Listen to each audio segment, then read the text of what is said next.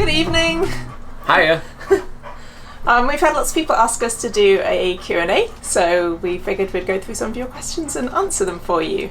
A few people have said, where are we from, where did we meet, all that kind of good stuff. I'll start with me, I guess. Yeah. I grew up in Colorado Springs, which is very landlocked, so didn't do any sailing at all there.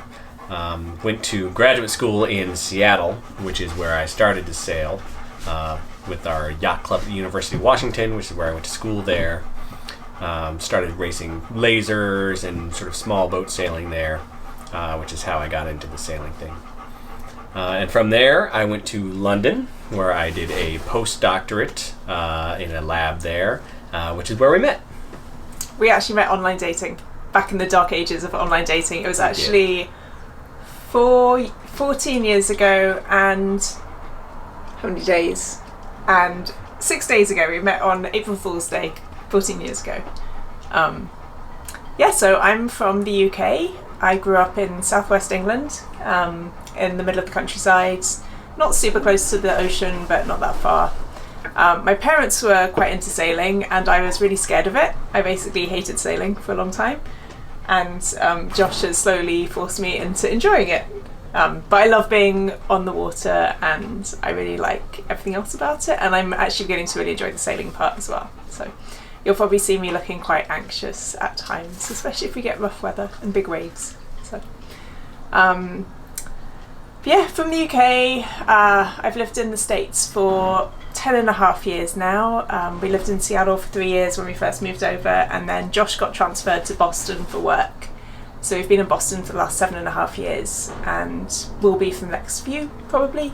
We're basically dependent on his work, especially. I can work anywhere. Oh, what do you do for work? I am a scientist, a geneticist. I work for a large pharmaceutical company in Boston, and have been doing that for 8 years now. I'm a wedding photographer. I did not go to school for that. I went to school for linguistics, which is, I have a degree which is basically useless, but I really enjoy doing it, and a master's degree in it. We moved to the States, and I knew that I wanted to be self-employed, but didn't really have a clue what to do with my life. So Josh actually suggested that I take some photography classes, and I've been doing that for 10 years, and it's awesome. I have a really great job in Boston, photograph weddings all over New England, and some destinations as well. So pretty fun job. So the first person to ask us this was, he goes by PN Westy, and his question was, where are the dogs in all of our sailing videos, seeing as we're called Sailing with Dogs? They're here. Lily, come. These are the dogs. Porter, up. Porter's lounging over here right now. I'm not rubbing myself over here, I swear. This is the dog. You want to explain why the dogs haven't been in the videos so far? Mostly just because we haven't done a lot of sailing on many of our videos, and the boat that we're on right now is down in Florida. So the dogs were up in Boston while we came down here, bought this boat, sailed it around in Florida area. No dogs. We didn't want to put them on a plane and fly them down here, so they got to stay in Boston while we were down here dealing with the boat. But now they're here, so you'll see lots of the dogs on our 2-dog sailing channel. And mostly because they're a lot more fun to video than Captain Grumpy over here. I'm really not that grumpy, people. I swear. He's actually not. He's great. She gets me at stressful times. Well, the best video is made when things are going wrong. So, I try and keep my optimism up for the most part, but Josh has to deal with all of the mechanical stuff going wrong. He has to worry about the boat and people's safety, and all I have to do is really worry about the video. So, yeah. Lucky. Spin Dreams on YouTube asked, are we planning to cross the Atlantic? Probably not in the near future, I would say. We definitely want to do a good amount of sailing, but we're not planning on jumping right into circumnavigating or doing anything major. I'm still going to be working my job. I'm not planning on quitting anytime soon. If any of my workmates are watching, I'm not quitting and sailing off into the sunset. So no, we do not plan on sailing the Atlantic anytime soon. However, if slash when we do a really big crossing, there's two oceans to choose from, the Atlantic or the Pacific. Either would be great. I really would love to sail around the Mediterranean at some point. So obviously the best way to get there is by crossing the Atlantic in our own boat. It's also the toughest way to cross is west to east, which is what we'd have to do. So I would definitely want to be a lot more experienced, and we'd probably need a bigger crew as well for doing that, ideally. But yeah, we crew up for that one. Yeah, but I would really quite like to get to the point where I can cross oceans in a boat. I think that would be pretty awesome. Sorry about all the noise. That's Lily. Lily likes rubbing up against the couch. She really likes the couch on the boat. Really likes it. Yeah. How much did we pay for our catamaran? Did they take anything off after the survey? So our boat is a 2004 Seawind 1160 catamaran, which is a 38-foot catamaran built in Australia. We did okay, I think, on the boat. Used boat, definitely had some issues, and from the survey, certainly there were some things that had to be fixed. And the way we actually did it was, rather than sort of just get a lump sum cut off of the overall value, we decided to actually essentially have a set aside for repairs for the boat rather than sort of a lump sum. So we wanted to find somebody in Florida to do the repairs that we wanted done to the boat.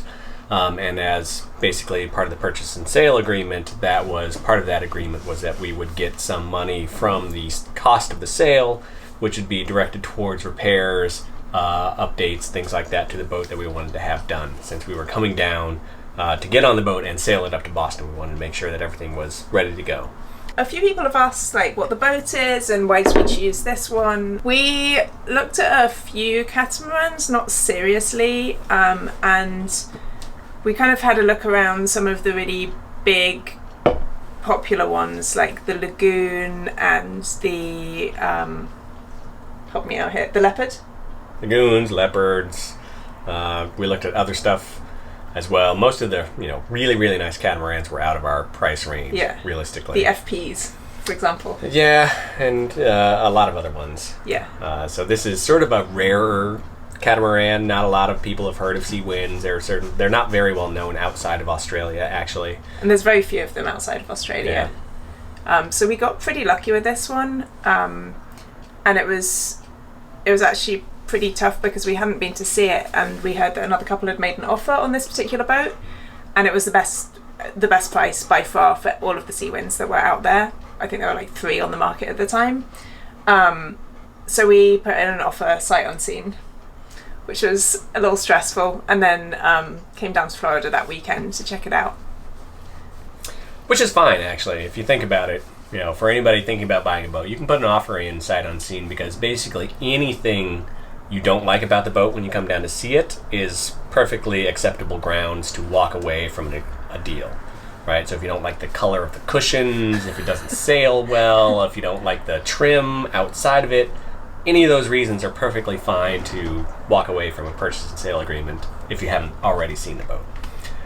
Which is good, because when you're buying a yacht, right, there a lot of times in far-flung lands, you're probably not going to fly to Thailand to go see a yacht. You might, decide you want that yacht first and actually make an offer. So it's good to know that you can do that, certainly for yacht sort of agreements. But it was expensive going down there for the weekend, last minute. Yeah, it was winter and we flew down to Florida and it was just fine. Yeah, it was pretty nice. CS Ranch 2000 on YouTube said, what editing program do I use and am I self-taught? So I'm a photographer, so I know my way around cameras and some software. I've had to learn Final Cut Pro, which is what I use for editing my videos. I started on iMovie on the Mac and then kind of upgraded to Final Cut, which you can do a little bit more with. And yeah, I'm basically completely self-taught with the editing. I did take a class on the basics of audio collection and editing, and I think it's basically just I'm improving a lot each week with the videos. It's a long and slow learning process, but I do have the visual background at least. And editing's hard, it's really slow. It takes me probably about 2 days to edit one of our weekly videos at the moment. So hopefully that will get faster. Yeah, it should get faster. I'm hoping to get it down to maybe 5 or 6 hours per video eventually, maybe even quicker than that. But yeah, basically at least a day will be spent editing each video that we put out for the next few months. So that's why there's a bit of space between the videos, and the reason we didn't put any out over the winter was we had no content because we were up in Boston, it was snowing, and we were both working pretty hard getting all of our loose ends tied up before the boat trip. Where are we going on this big trip is a question a lot of people have asked us, and how long are we spending and what's the plan, basically. It's a pretty easy trip, actually. So we're starting in Sarasota area on the west coast of Florida. We'll be sailing south down to the Keys and then coming back up and around, and essentially we're just sailing the boat from where we bought it down here back to Boston, and sort of taking our time to do that. So it's going to take about 3 months with lots of stops along the route that seem interesting places to stop. So we'll hit Miami, we'll hit Savannah, Annapolis, we'll stop in New York City, Charleston. I'm really excited to experience New York City from a sailboat because I've been a ton of times and stayed with friends or stayed in hotels, but I think staying on the water, and you can get dockage there in the city, right? Well, you can pick up moorings actually in the basin there, which are very affordable. So you can moor in New York City for about the same amount as you would pay anywhere else that you want to moor. That's awesome. In New England area. So, you know, sort of $70-$80 a night. You can tie up your sailboat right outside Manhattan, dinghy right in, and, you know, it's going to be the cheapest hotel room that you can get in Manhattan area, that's for sure. Yeah, so we've got some friends there, so hoping to meet up with a bunch of people, maybe have a little boat party when we're in New York. Sure. Possibly meet up with some of our YouTube subscribers. Yeah. If people are interested, let us know in the comments, and we'll definitely keep you posted if we do any kind of meet and greets at any point. I think it'd be fun to do that. We like meeting people, so yeah. Especially if you're good with dogs. If you're good with dogs, you'll be good friends of ours. So, a few people have asked me about my camera equipment. I shoot primarily now with a Sony A6500, which is a really great video camera for really great value. It's not a full frame, so it's actually a downgrade from my previous video camera, but it has facial recognition, so I've not focused the camera at all, it's just finding our faces. Hopefully it's finding our face and all of this is in focus. But yeah, it's really great, easy to use, so I'm using that a lot of the time, and then we also have a couple of GoPro Hero 5s. So all of the underwater stuff is with that, anything like really wide is with that generally. And that's kind of a good camera to just kind of pick up and shoot when you don't have much time to prepare it. The Sony does need a little preparation time, and I have various lenses that I put on there. If it's bright outside, I use filters. I have a microphone that I rig up to it, so I'm trying to use the Sony anytime that we're speaking into the camera, because it's much better quality. Yeah, and yes, I'm self-taught with all of that stuff too. Learning as I go.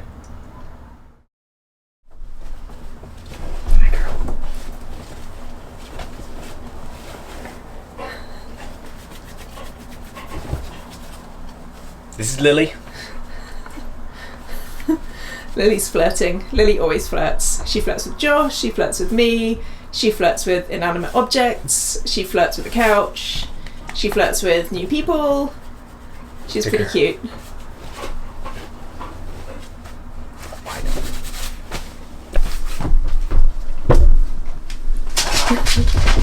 Oh, hey, there you go. Good boy. Porter's our old man. He's our senior dog. Sit.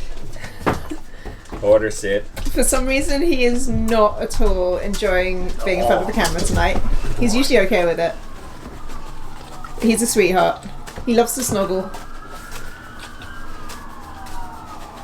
He loves his daddy. Loves his daddy more than anything else in the world.